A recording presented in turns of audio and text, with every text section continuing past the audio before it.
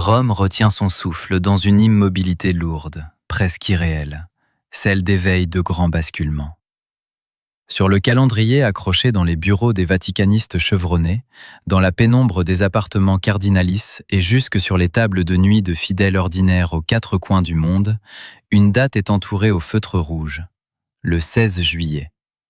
Dans 2 jours à peine. À cet instant précis, la planète catholique suspend son geste et fixe la ville éternelle. L'attente n'est pas simplement curieuse, elle est tendue, presque douloureuse, suspendue aux décisions d'un seul homme, le pape Léon XIV. Car le 16 juillet n'est pas une page ordinaire dans l'almanach de l'Église. C'est l'anniversaire direct d'une rupture, d'un séisme intérieur survenu 5 ans plus tôt, en juillet 2021, lorsque le pape François promulgua le motu proprio Traditionis Custodes. Un texte fondateur qui est tombé comme un coup de tonnerre dans un ciel calme, imposant de sévères restrictions à la célébration de la messe traditionnelle en latin. Ce jour-là, la question fondamentale et intime de la manière d'adorer Dieu s'est muée en une ligne de fracture, déchirant des paroisses, séparant des familles et brisant des amitiés de longue date. Le conflit conceptuel est d'une gravité absolue. D'un côté, des fidèles pour qui cette liturgie séculaire n'est pas une simple préférence esthétique, mais un ancrage spirituel vital, le sol même sous leurs pieds, et qui se sont soudain sentis marginalisés, suspectés et meurtris dans leur propre maison. De l'autre, des responsables soucieux d'éviter que le rite ancien ne devienne l'étendard d'un refus du Concile Vatican II et un instrument de désagrégation de l'unité ecclésiale. Aujourd'hui, alors que le cap des 5 ans approche, la même interrogation obsédante parcourt la hiérarchie comme le peuple des bancs. Le successeur va-t-il agir? Va-t-il maintenir le coup près, assouplir la norme ou restaurer la liberté d'autrefois? Léon XIV a hérité d'une blessure béante, d'un corps ecclésial traversé par une méfiance réciproque.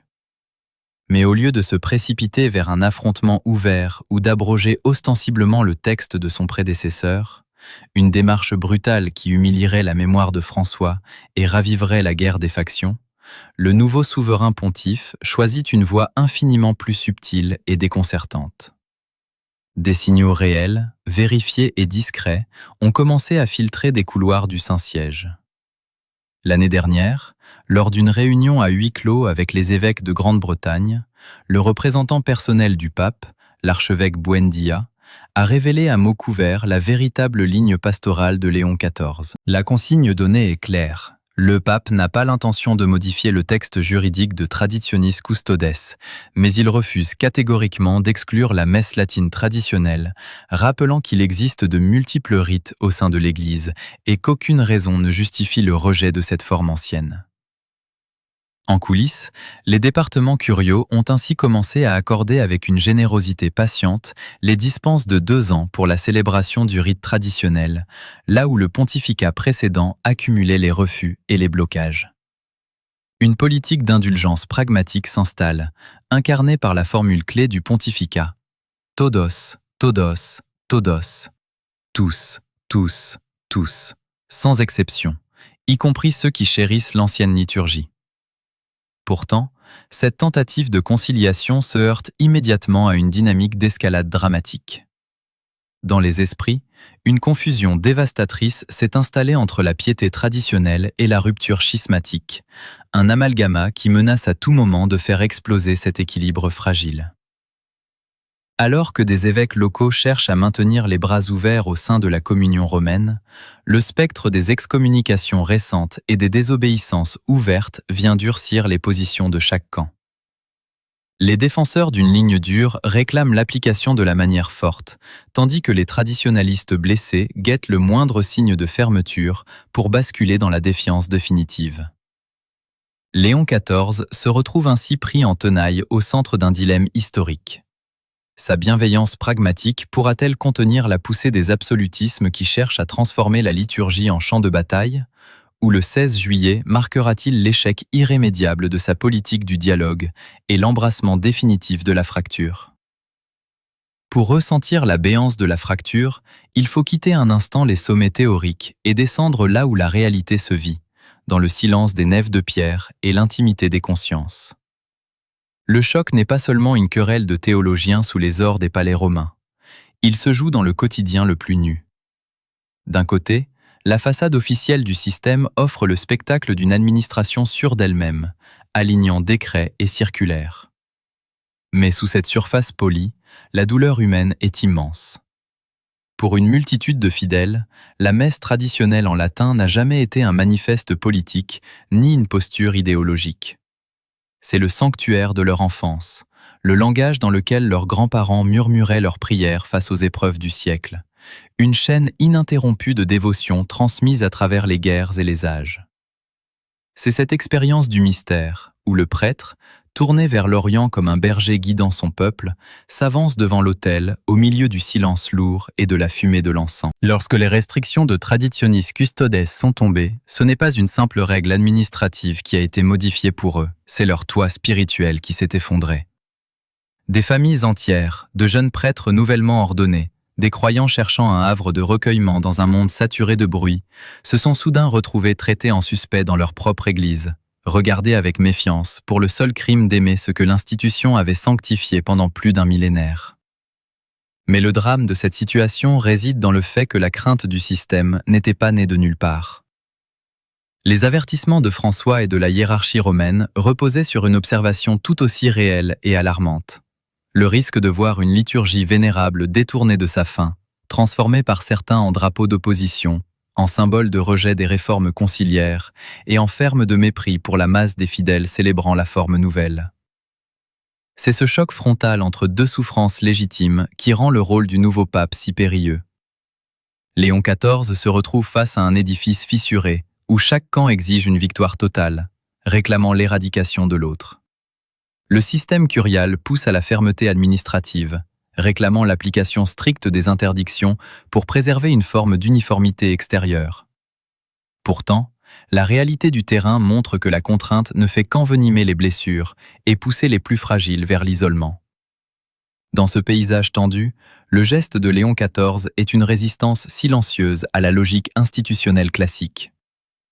En chargeant son représentant d'annoncer confidentiellement aux évêques une doctrine de générosité pastorale, le souverain pontife pose un acte de rupture avec la rigueur froide des bureaux. Il rappelle que l'Église contient dans sa tradition des familles liturgiques multiples et que rien ne justifie l'exclusion de ceux qui cherchent Dieu dans le silence du rite ancien. L'octroi discret des autorisations de 2 ans aux ordinaires des lieux constitue une tentative de panser la plaie sans détruire la structure. Mais cette posture pastorale suscite une incompréhension profonde. Pour les partisans de l'intransigeance, cette indulgence ressemble à un recul dangereux qui fragilise l'autorité centrale. Pour les plus radicaux des traditionalistes, cette bienveillance demeure insuffisante tant que le document initial reste gravé dans le droit canonique. Léon XIV avance ainsi sur un fil tendu au-dessus du vide, refusant la facilité du couperet juridique et affrontant la lourdeur des habitudes administratives. Il tente de réintroduire la miséricorde là où la norme avait instauré la suspicion, au risque d'être rejeté par les idéologues des deux bords. La tentative de panser les plaies par une indulgence discrète déclenche immédiatement une onde de choc à travers tout l'appareil ecclésial. Dès lors que l'esprit de conciliation de Léon XIV commence à poindre derrière la sévérité des textes, les lignes de résistance institutionnelle se dressent avec une force redoutable. Dans les couloirs de la curie, comme dans de nombreux évêchés, une fraction influente de la hiérarchie refuse de voir assouplie une discipline qu'elle estimait définitivement établie. Des cardinaux rigides et des responsables administratifs, à l'image des instances chargées de faire appliquer Traditionis Custodes sous la conduite de figures comme le cardinal Roche, voient dans chaque dérogation accordée une brèche dangereuse ouverte dans la cohésion de l'Église. Pour ces défenseurs de la ligne dure, le maintien de restrictions inflexibles n'est pas une question de rancœur, mais un impératif de survie institutionnelle pour protéger les réformes du Concile Vatican II et empêcher la prolifération d'un esprit séparatiste. Face à la volonté du pape d'ouvrir les portes, les structures officielles réagissent en tentant de filtrer, d'atténuer et de bloquer la dynamique de miséricorde. Dans plusieurs diocèses, les demandes de dérogation présentées par des prêtres ou des communautés de fidèles sont sciemment retardées, enfouis sous des lourdeurs bureaucratiques ou rejetés sous des motifs d'opportunité pastorale. Du côté des opposants les plus virulents au rite ancien, on accuse le souverain pontife de faillir à sa mission de fermeté et d'encourager indirectement ceux qui contestent l'autorité de Rome. À l'autre extrême, la résistance prend une forme tout aussi violente. Les franges les plus radicalisées du monde traditionnaliste, rejetant d'emblée la main tendue, dénoncent une manœuvre trompeuse et appellent à la désobéissance ouverte, confondant la préservation de la liturgie avec la rupture de la communion. C'est au cœur de cette tempête croisée que la figure de Léon XIV révèle sa force inébranlable. Refusant de céder aux pressions des factions qui cherchent à le contraindre à choisir un camp, le pape maintient son cap avec une fermeté calme et réfléchie. Sa position ne repose ni sur le compromis politique, ni sur la faiblesse, mais sur une conviction théologique et pastorale absolue. L'unité de l'Église ne s'obtient pas par le martèlement de la norme ou l'humiliation des personnes, mais par la centralité du Christ présent dans l'Eucharistie. S'appuyant sur les faits vérifiés et les décisions de son administration, il confirme en acte la ligne communiquée par l'archevêque Buendia aux évêques britanniques. Il refuse d'abroger formellement le document de son prédécesseur afin de préserver la continuité du siège de Pierre et de ne pas rouvrir les plaies du passé, mais il exige que l'application de la loi soit transfigurée par la charité. Les autorisations de célébrer pour 2 ans continuent d'être renouvelées en silence par les dicastères romains sous son impulsion directe, offrant un abri canonique légitime à ceux qui refusent de basculer dans le schisme. À mesure que les heures s'égrènent jusqu'au fatidique 16 juillet, la tension psychologique et institutionnelle atteint son paroxysme. L'Église tout entière se retrouve suspendue au-dessus du vide, prise entre le choc des idéologies et la fermeté patiente d'un berger qui refuse d'ériger des murs là où le Christ a demandé de dresser une table. Et puis vient le moment de vérité, cet instant suspendu où le système est soudain sommé de se regarder en face. L'échéance du 16 juillet ne s'incarne pas nécessairement dans le fracas d'un décret spectaculaire ou dans un coup d'éclat théâtral destiné à alimenter les gazettes, mais dans la proclamation irréversible d'une réalité fondamentale qui fait voler en éclats toutes les postures. Dans ce climat saturé d'attente, la parole se déploie avec une gravité sereine, venant arracher les masques d'un affrontement stérile pour remettre l'humain et le sacré au centre de tout. Le manifeste qui s'impose à l'Église n'est pas un appel aux armes ni un décompte de vainqueurs et de vaincus, mais le rappel tranchant de ce qui fait battre le cœur de la foi.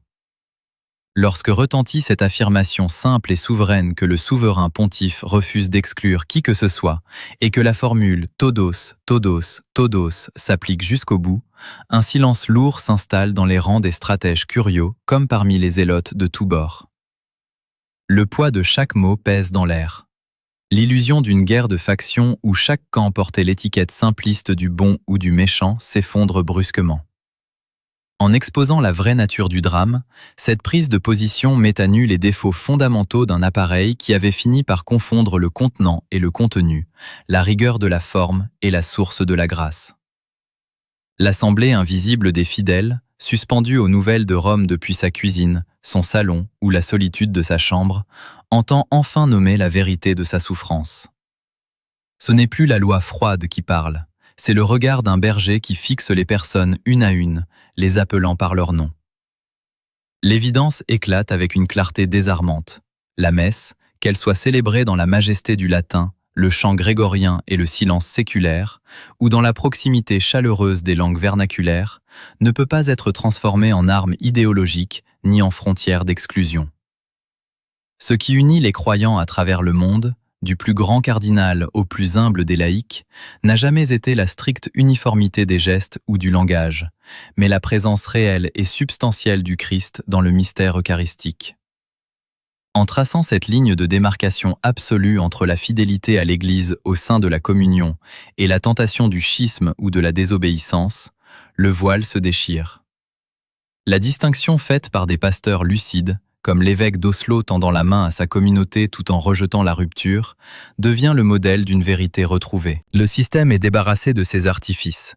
La vénération d'un patrimoine millénaire cesse d'être suspectée comme un crime, tandis que l'orgueil de la séparation est dépouillé de toute justification spirituelle. L'atmosphère de la pièce change. La tension accumulée pendant des années de méfiance cède la place à un soulagement profond, mais exigeant. En refusant de trancher par le fer et en choisissant d'ouvrir grand la maison du Père, le pape redonne à la douleur cachée et à l'aspiration des âmes leur valeur sacrée, rappelant à une institution fatiguée par ses querelles internes que les règles n'ont de sens que si elles servent à rassembler la famille dispersée. Au-delà de l'échéance du 16 juillet et des spéculations du moment, la résonance de cette politique de bienveillance pragmatique se propage désormais en profondeur, transformant lentement mais sûrement le paysage ecclésial.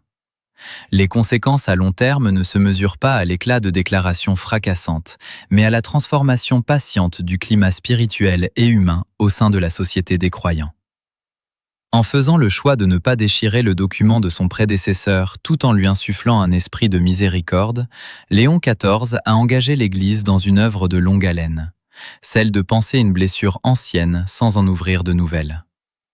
Au niveau local, dans la réalité quotidienne des paroisses, des diocèses et des foyers, les effets de cette orientation commencent à se faire sentir concrètement. Pour les fidèles attachés à la liturgie traditionnelle, ceux-là même qui s'étaient sentis blessés, suspectés et poussés aux marges de leur propre maison, la peur lancinante de voir leur havre spirituel définitivement fermé s'apaise. Grâce à la prolongation silencieuse des dérogations pour 2 ans et à l'ouverture manifestée par des pasteurs lucides, la messe ancienne trouve sa place légitime et paisible au sein de la communion romaine.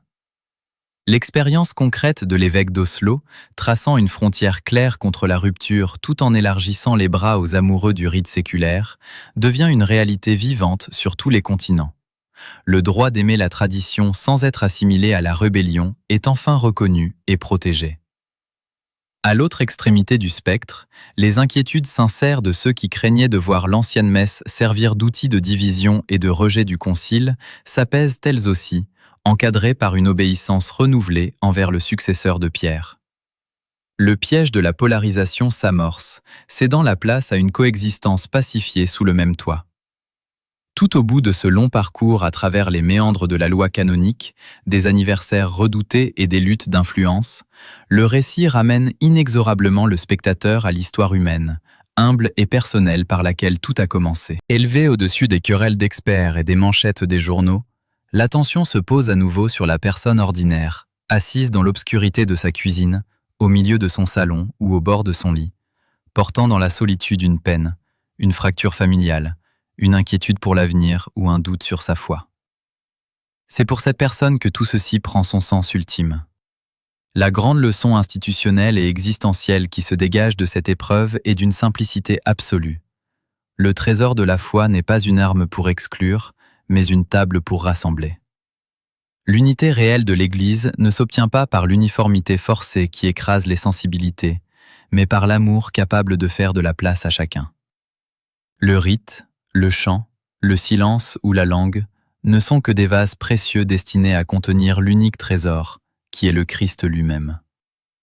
Lorsque l'amour pour des choses saintes et belles cesse de se harder en un mur d'exclusion contre le frère qui prie différemment, la paix devient possible. Au lendemain du 16 juillet, alors que la date s'efface peu à peu des calendriers pour entrer dans l'histoire, la promesse demeure intacte. Dans la grande maison du Père, il y aura toujours assez de place pour tous, et la porte restera grand ouverte pour quiconque cherche un abri et un mot de paix prononcé en son nom.